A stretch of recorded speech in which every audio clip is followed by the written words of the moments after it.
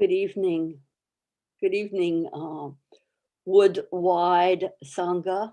I love to think of us as that, a Sangha that's connected underground, um, in the deep understory as well as the overstory. And beautiful to hear Kigaku calling up the clouds, because the old word unsui for monks and monkesses who gather together in forest thicket of practice to set the intention and open the heart and mind are known as cloud and water wanderers, willing, we say, willing to live and die together.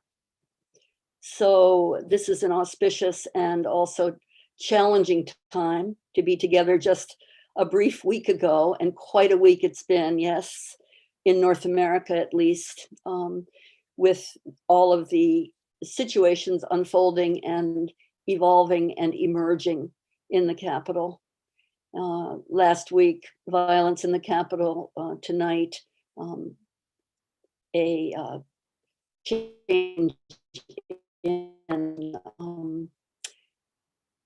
impeachment for President Trump, and a change in the word this gate.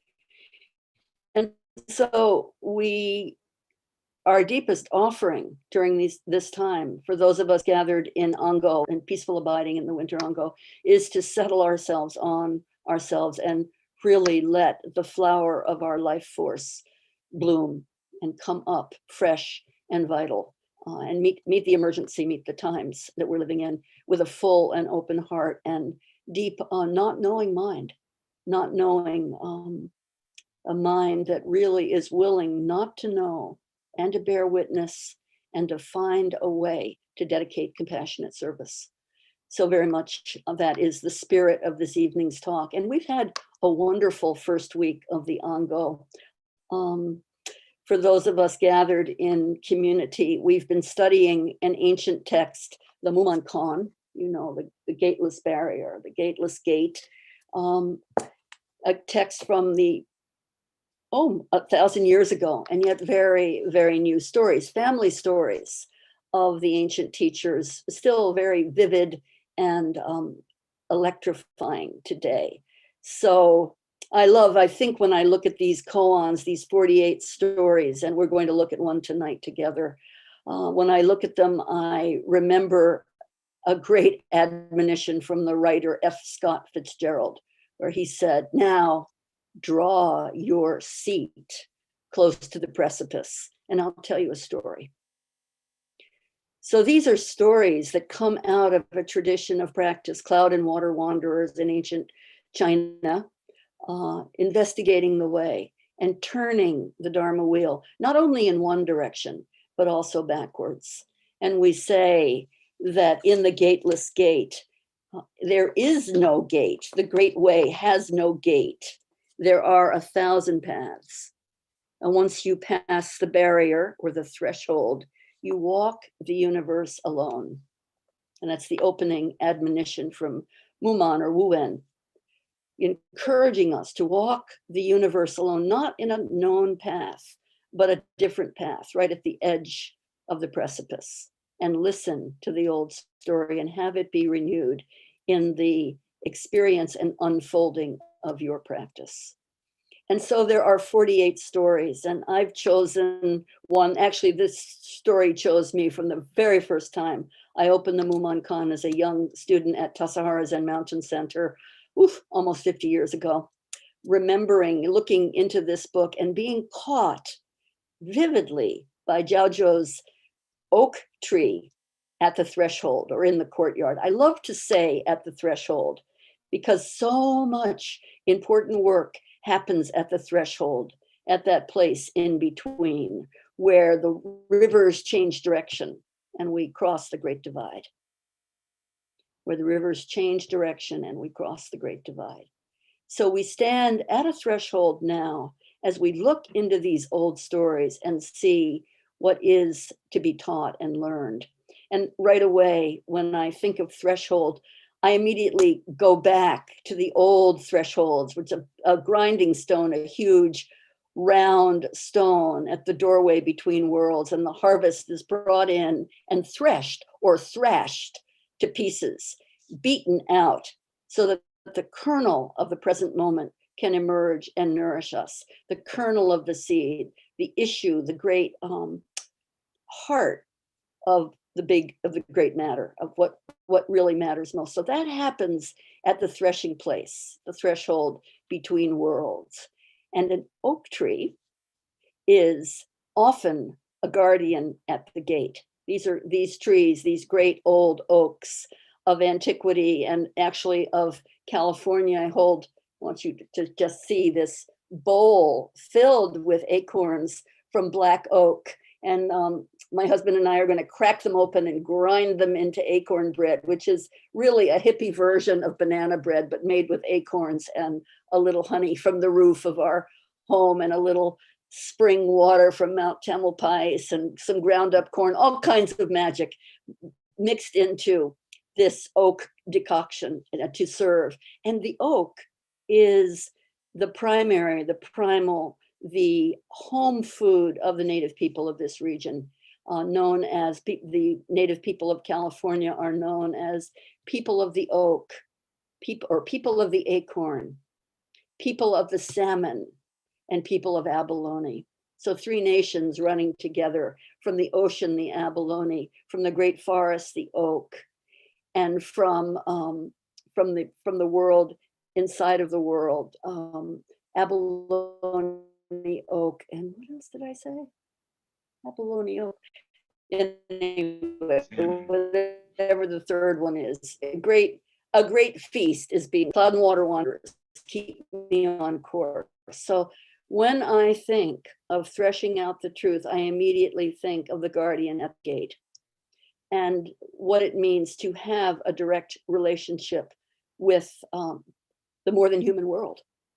So for me, practicing for many, many years, 25 years, but 40 years of connectedness with Green Gulch Farm Zen Center, one of the first things I remember coming into the valley was an extraordinary, both cypress tree and an oak tree, right in the center of the practice place. And while others were heading with great alacrity toward the meditation hall, I was stopped in my tracks by this extraordinary cypress, more than 100 years old, right at the edge of the known world, coming down into Green Gulch. Magnificent cypress tree with a huge canopy stretching into heaven and earth, connecting heaven and earth.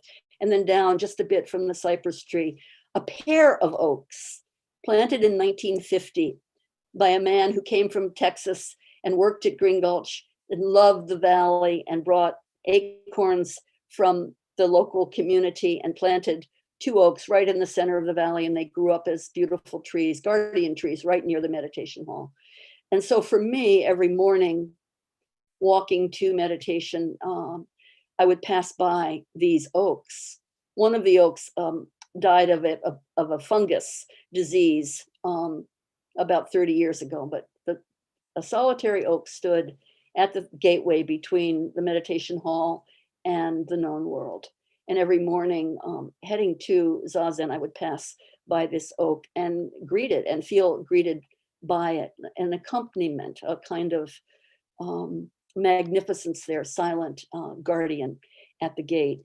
And coming up from the field after meditation, from working in a farm and growing food, often I'd be so tired I could hardly move, and I would just coming up from the lower fields with the ocean booming in the background, I would see the crown of this oak, that golden crown, and feel heartened and fortified.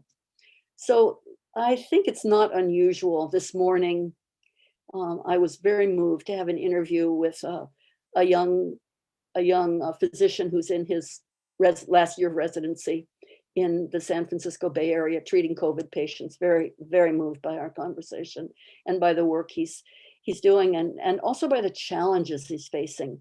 And I looked at him screen to screen, but very intimate, and behind him, the huge Sutro forest of San Francisco, the great trees. And I thought to myself, may these trees sustain you, young physician, coming into your new life. May you be strengthened by the teachings and also by the presence of the ancient, of the ancestors.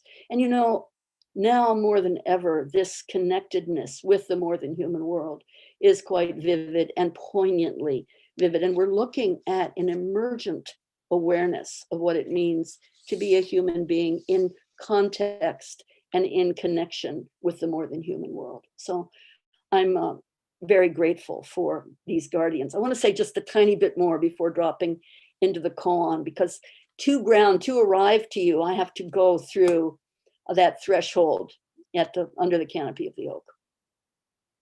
California coast live oak. Native people never colonized. The wildness never colonized out, never occupied by anything other than the great truth of the oak standing, the character for oak, the original word in Saxon language, dr, meaning doorway or passageway or knowledge place. One with knowledge of the oak was a wizard or a druid, one who knows the oak and also can bear witness. So one who bears witness and is strengthened by the oak is a seer for our time. So this is since ancient times, the forest sage heartened by the oak, and duru, meaning crossing between worlds or doorway between worlds. So the oak is a doorway, and it has patronage, long patronage or matrilineal connection with thunder and lightning. So it's a fierce being at the gate and a wonderful guardian. So I love this oak, as you may be able to tell without me. I should show you and not tell you it. So I'll show you. I love these oaks, and they're so much part of me. I think the complexity and the gnarliness of my hands has come from harvesting acorns, from climbing in trees, from grappling with the great matter in the canopy of trees. So I had a particular love for this oak, and in 1992, a huge windstorm roared through Green Gulch and smashed half the tree down. To protect it, to brace it up, remembering that in Japan, the most venerable trees, the tree that Jojo would have faced, would have been bolstered up if it broke open, was smoked open by storm and wind. So we cabled that tree, and many people at Green Gulch said, you shouldn't do it. It's unnatural. The tree is meant to die. Just let it be. Don't try to keep it alive. It's broken open. And I thought, maybe that's true, but also it's hard to walk by a compromised being every day. It's hard to realize that even the great doorways between worlds crash down and are broken. So it's hard to look at a cabled tree. Still, I was very forceful about protecting that oak and making sure that we didn't tear it down. And then I remember a few years after the cabling, in a night-long practice time, very much like what we're experiencing now at Upaya, we were having a shuso ceremony, questioning the great matter, bringing up our questions, and a huge wind blew up out of the west and the north, a freezing cold wind, and it was rattling the meditation hall. Could hear branches crashing down. And after the ceremony, we crawled out of the meditation hall. I headed home, and lo and behold, the beloved oak tree had been smoked open by this storm and lay completely severed on the ground. The tree had fallen into 4 sections, huge sections, all the way to the gate leading into our home, which was very interesting, hardly get by it. And it was an extraordinary display of grandeur and heartbreaking grandeur. So there's the oak tree in the courtyard for me, smashed open by the storm on a night of questioning the Dharma and bringing forth dragons and elephants, bringing forth true inquiry. The tree lay in state, and to walk by it was excruciating. And no organized Zen student wanted to buck up the tree. So it lay in state in its grandeur for a full week. I'm going to show you another picture. Here's a picture of our 8-year-old daughter. She loved to climb on the tree. I know this is probably driving Kigaku crazy because it's such a funky way to show you, but here's our 8-year-old daughter just leaning on all the branches of the tree. She wanted to sleep out there. She loved the tree so much. And the children played on the tree. And So this may sound like a very sentimental story, but I assure you, this is a love story.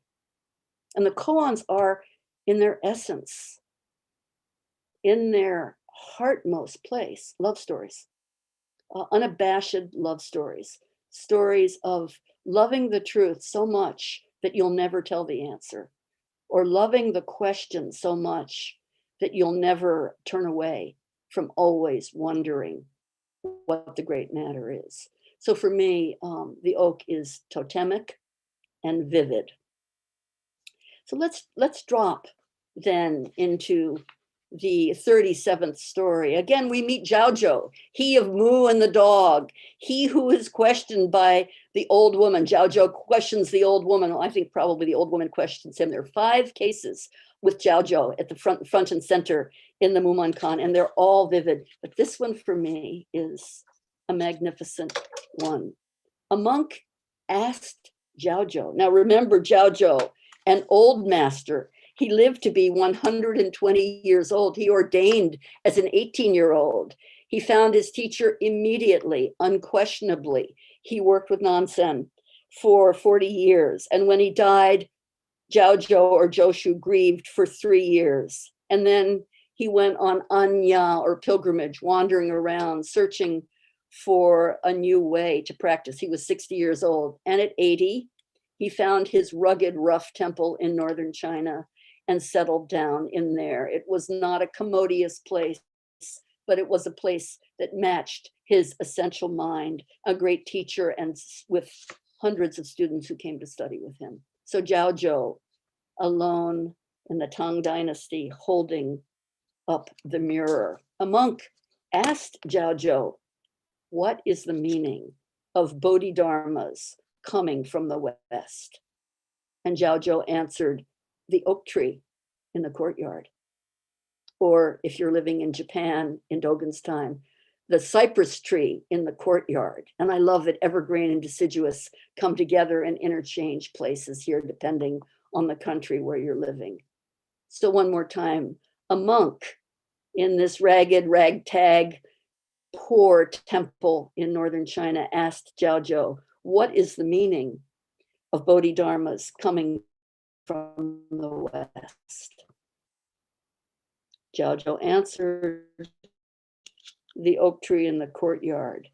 Now, it's Bodhidharma, mythic Bodhidharma, who brought Buddhism from India to China in 400s, or yes, the 5th or 6th century, the blue-eyed barbarian traveling by sea for 3 years, rough water, to make his way to China to study the way. And there's a beautiful story in the Blue Cliff record of Bodhidharma meeting the Emperor Wu of Liang. The minute he met, the first time he met great master Bodhidharma, he asked him, he'd come from India, so he must know. The emperor asked Bodhidharma, what is the highest meaning of the holy truths? And Bodhidharma answered immediately, empty, nothing holy. Well, who is it that's facing me? The emperor asked. I don't know, said Bodhidharma. And then a few hours later, he crossed the Yangtze River to the kingdom of Wei, found a cave, and began practicing meditation for 9 years. So this is a really beautiful early transmission story. The first case, like the Mu case, the first case of the Blue Cliff record, the Hekigan Roko. Empty, nothing holy.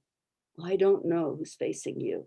So it's this guy that the monk is asking about when he meets Jojo. What is the meaning of Bodhidharma coming from the West? Now, we know enough from studying these koans that they can't be answered in words. They can't be answered with rational thinking.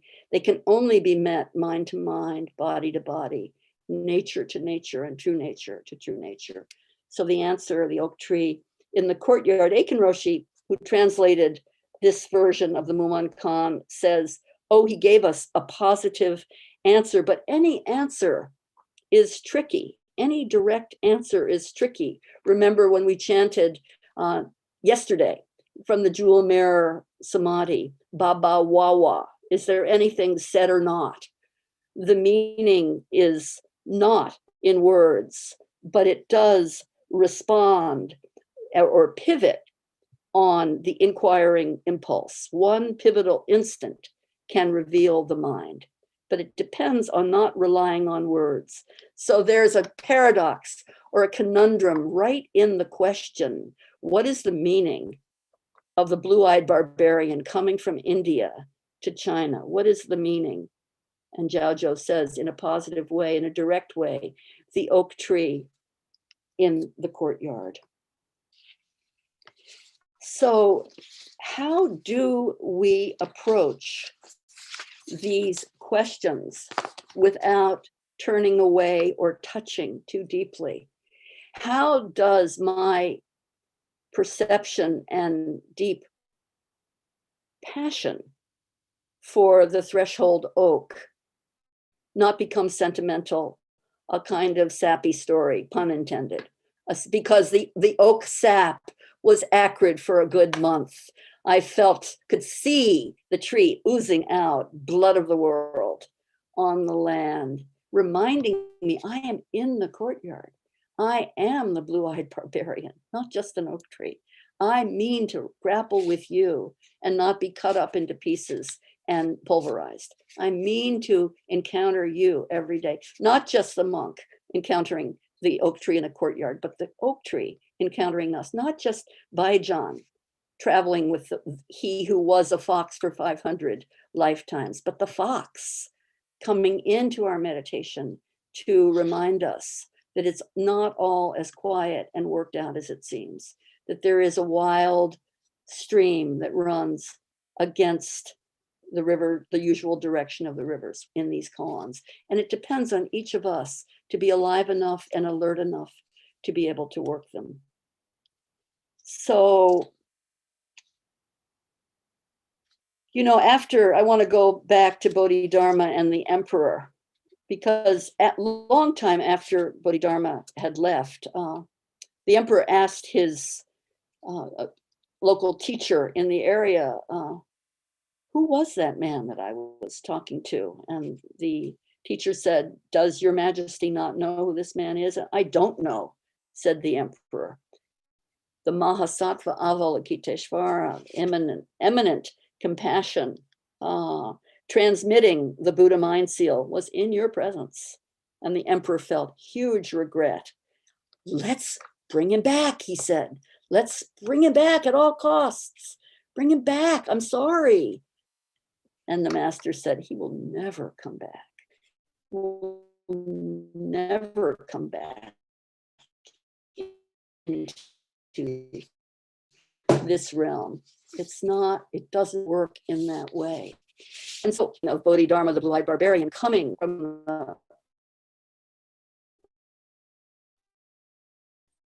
from India to bring the teachings. One of his disciples said to him, please, Master Jojo, don't teach me by referring to outside things. And Jojo answered him, I don't teach you with reference to outside things. And the monk was perplexed and confused. And he said, well, then what is the meaning of Bodhidharma coming from the West? And Jojo answered, the oak tree in the courtyard. So you're not going to have this be solved in an easy way. Later, he was asked, well, does the oak tree have Buddha nature? Yes, of course it does, Jojo answered. Yes, it does. The monk said, well, when does the oak tree attain Buddhahood? Ah, said Jojo, you'll have to wait until the great universe collapses like the oak tree often does. You'll have to wait until the great universe collapses.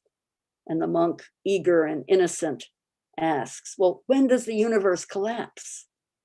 And Jojo says, oh, just wait until the oak tree attains Buddhahood, and then you'll know. So to me, I feel such an upwelling of emotion when I read these stories. They're vivid as vivid as the acrid sap of the tree in its smoked open decimation.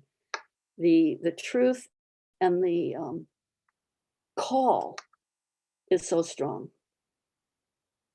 And, you know, although it was a conundrum, this is, Eikon reminds us, Jojo answers in a positive way. He answers, gives an answer. What is the meaning? What is the meaning? When you're asked, what is the meaning? You can be given a positive answer. This very mind is Buddha, says Matsu. But in the next moment, in the next case, he'll be willing to say, not mind and not Buddha. So Jojo, when asked, what is the meaning of the great matter? He'll say, positively, the oak tree in the courtyard. But in another moment, if Bodhidharma ever had any meaning, he could never have saved even himself. So no meaning, nothing holy. Empty, nothing holy. Who are you? I don't know.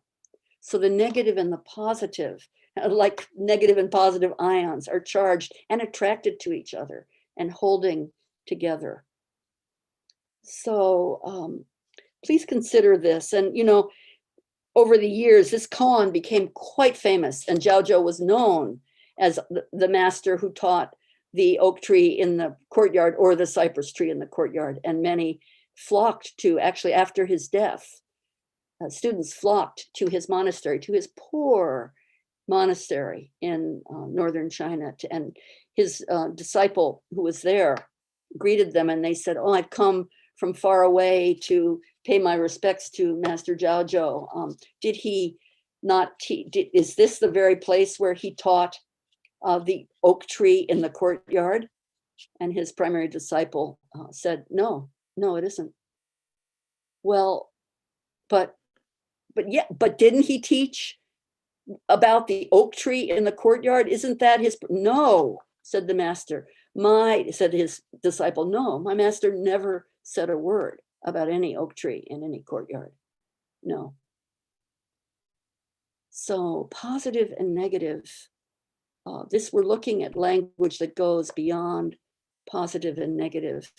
And we're looking at a practice, at a call to practice in a time where we have to deeply and fully find our own authentic way without grasping even to beloved plant material, or to grasping to no grasping. That's a particularly insidious kind of grasping toward no grasping.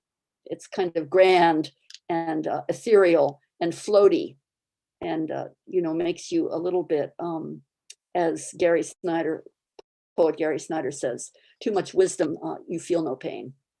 Too much compassion, you're sappy as the oak tree. Too much wisdom, you feel no pain. You need both to find some kind of balance in these times, to deal directly with these stories. So this is the story that fully called to me and calls to me still.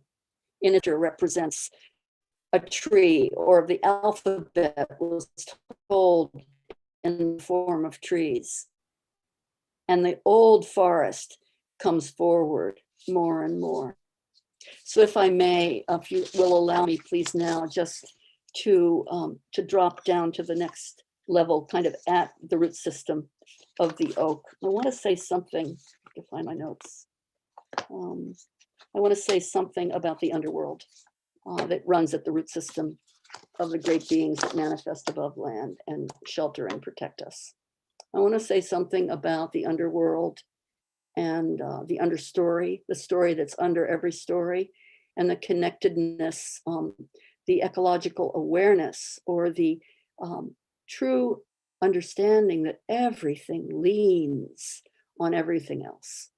Every being in the 10 directions is made of all that is. And this is not philosophy or girly talk. This is what some of the scientists say, particularly to women botanists and biologists, who are opening the life story of the understory, the life between the forest floor and the canopy. So can we now, in these times, really drop down to the understory and listen to the old story, not always overland, but understory and underland. Can we go underland down to the place where roots penetrate? You know, each root, as it moves into the soil, has at its tip a rough shield, so that when roots push into rocky soil, that shield breaks and a lubricant is released so that the roots can continue pressing down and be in full interaction with the entangled. And I began our talk tonight with the reference to the wood wide web of mutualism and interdependent life, an ancient interdependence that's 450 million years old at least, and the fungal kingdom of the gray in the underworld comes forward, penetrating and interacting in a mycorrhizal relationship, a living bridge, a fungus bridge with the great beings, great forest beings. And here we are, a forest thicket, individual species, but practicing together with in an intertwined root system. Now, I am not speaking metaphorically. This is my genuine, experience of living practice, of dangerous practice, of practicing secretly, working within, like an idiot and like a fool in these times, taking up these old stories at the edge of the precipice. I hear and feel the call of the underworld pulling and reminding us it's bigger, it's a bigger story than the story you think you know. And the fungal kingdom, a forest thicket of arborescent cooperation and connection. And in the canopy, you know, when you look up into the great upper canopy of trees, and you can really see this in oak trees. If you look, you'll notice that the outermost fringes of the trees, each tree, there's a space which is known as the space of crown shyness. This is actually a technical term, the space of crown shyness, where each leaf allows enough room and singularity for the sky to come in.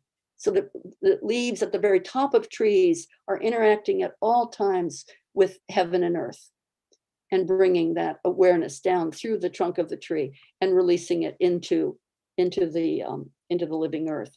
So Professor Susan Simard is a real heroine of mine and a professor of forest ecology in Nelson, British Columbia. And she noticed in her walk through the forests that when new Douglas fir trees were planted on old land that had been cleared, and paper barch trees, their usual companions, were removed, the trees did not thrive. And so she thought, why? They should have a perfect new world to grow in. And she began to analyze the DNA, the descendants and ancestors, we jokingly say, great code for DNA.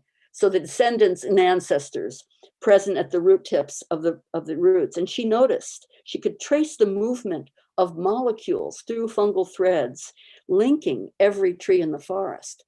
So when the paper birch were removed, so that technically the new Douglas fir, or the industrial forest of Douglas fir, growing solo, would have enough room to grow well, they did not thrive because their companions were not there. And so that linkage was broken in the organic movement. We have one motto, which is keep the links alive. So keep the links alive. The oak tree in the forest includes an underground network that is as complex and multifaceted and branching as the canopy of the tree. As above, so below. So in that signals, growth hormones pass in subterranean circuits. And on the brink of death, a tree, believe it or not, bequeaths its reserves to other members of the forest. And so when a tree is endangered or hurt, it begins to release all of its stores of value to other trees in the forest, so continuity can be preserved. So this is the world we're living in. Oh, good, I have a little bit more time. Am I right, Kigaku? Looking at the clock. Yes, Wendy, 8 minutes about. Oh, good. Here we go. So let's keep going down into that fungal network. So Professor Susan Zimmer, and I think of her as a cloud and water wanderer in the forest, a forest being. She's an extraordinary scientist, and I want to stand strong in commending her science, which is impeccable. She was so curious about this exchange of nutrients and the wood wide web underneath in the understory of the forest that she began to do experiments. She took radioactive compounds and she sprayed them on a fir tree and covered the tree with a bag. And then she put healthy compounds, carbon-rich compounds on the birch trees nearby. And as the fir tree began to die, the birch tree exchanged its carbon, passed carbon through the fungal network to the expiring fir tree. How do we know this? Because she lifted up the fir tree and ground it up to see what would happen in the wood and analyze the wood. And lo and behold, without any direct experience or direct connection with carbon, the carbon was present in the fir tree, and radioactivity was present in the birch. So the birch received some radioactivity from compounds from the fir and responded by exchanging. So there's a huge compassionate network. I don't want to be anthropocentric, but anyway. And 40% of the nitrogen from the air and 50% of the water of the world is stored in the roots and exchanged as we're sitting here on a wooden floor in this beautiful meditation hall, held up by the great trees of the Lincoln Forest, by the ponderosa pine, the standing dead, they're called. Look, audience, at these extraordinary beams of this meditation hall, holding up this incredible room and the wooden floor. So the wood wide web is holding you up as you sit this evening and consider the great matter coming and going, why the ancestors came, what they're turning when they look. 425 to 600 million years old, land being colonized by plants, forests suffusing the air with water vapor, and the cool earth being opened and penetrated by a mycorrhizal network that is more complex and dense than we can imagine. The 400 to 120,000 gigatons of carbon are stored in living soils, and they're anchored by the symbiotic underground web of this fungal network. So when Jojo is asked, what is the meaning of Bodhidharma coming to the West to teach? Of course, he would answer from the point of view of the understory and a canopy that touches heaven, but doesn't penetrate it, touches it softly so that light can come in and dark can go back. So stars can be caught in the branches of oaks and carried down through rain and wind and weather to the root system of the more than human world, the fungal network. What is a fungus really? It's made of so many different beings penetrating the roots, carrying nutrients, and it also is pretty opportunistic. Fungi are not only nice guys helping everybody, but they have a strong life force able to take in the radioactivity from Chernobyl in the forests that are most deeply maintained in an organic way, particularly in Austria, where biodynamic agriculture is practiced vividly and the fungal network is extremely active. The radioactivity from Chernobyl was not detected traveling over with Geiger counters. It was absorbed, dissolved, and reincorporated by the wood wide web underneath the ground. So please, when you take up a koan, let it take you up. Let it really penetrate you. Don't ever apologize for anything fundamental. It comes from fundus, the tushy, the anus, upon which you are sitting on a wooden floor, taking up the truth of these times. It's a bigger, wider, wilder story than we can imagine. And it is our story to make true and to turn again and to find what is the emergent truth of answering this koan now.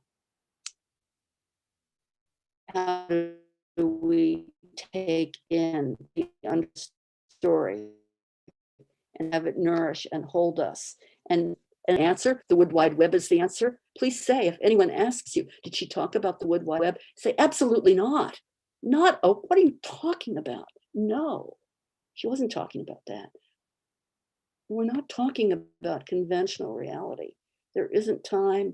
We're in too dangerous and consequential a time right now. Therefore, against all imaginations, we come together to practice. Practicing medicine, teaching, taking care of children. Many members of our community are dealing directly with loss from the COVID epidemic and also from cancer. There are many who are carrying the truth of grievous loss. I know for me, a very close friend died on the 26th of December, an amazing human being, an organic farmer who's actually given his body to a composting system. And in 30 days, his name was Amigo Bob. In 30 days, we will receive a cubic yard of composted Amigo Bob Cantasano to be returned to the forest and to plant into the forest. And yet, we don't cling to this. We don't claim it because it's a great mystery. That place where rivers change direction and we cross the great divide, cross the threshold, check our confusion at the gate, stand completely open-hearted, ready to meet the blue-eyed barbarian, wall-gazing in Shaolin Temple across the centuries. Meet him fresh and don't ask him to stay. So thank you. Thank you for this evening. Thank you, Roshi Joan, particularly, deeply and fully for the opportunity to somewhat hold in abeyance my proclaimed allergy to koans and to find, oh my Lord, these are vivid, dangerous precipice stories. They're taking us into the underworld, taking me into the underworld. And I'm deeply grateful for that during this time and for the dedicated practice of each of you today, Cloud and Water Wanderers coming together, particularly deep happy birthday to beloved Martha, who's joining us from Northern California, overlooking the ocean. This is your day of birth. So great love to you for your years of practice and founding the San Francisco Zen Center Hospice with Frank Ostaseski. We adore you and treasure you. Thank you for your life force. You're nice and young now, Martha, in your 80s. You can go around and make it to 120 and keep causing trouble lifetime after lifetime. So gratitude with my full heart for our practice and for this opportunity to address you tonight from the Circle of the Way Temple, continuous practice, lifetime after lifetime. Thank you very much. Oh, Wendy, I'm smiling from ear to ear. My face aches. I've been absolutely grinning for 45 minutes. Thank you, dear. The world Heart. would web. Oh, Wendy. Well, in praise of fungus. Yes. Beautiful. Thank you very much. Thank you so much, Wendy. We'll end with the 4 vows.